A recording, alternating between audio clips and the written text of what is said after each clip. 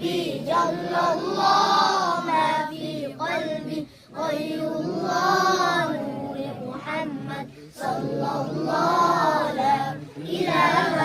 إلا الله তোমরা কি খেতে চান পাঠিয়ে দিব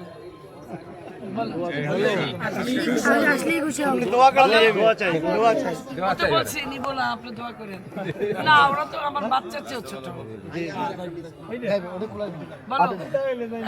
তোমাদের কি খেতে ইচ্ছা করে বলো অন্য কোনো শখ থাকলে সেটাও বলো মা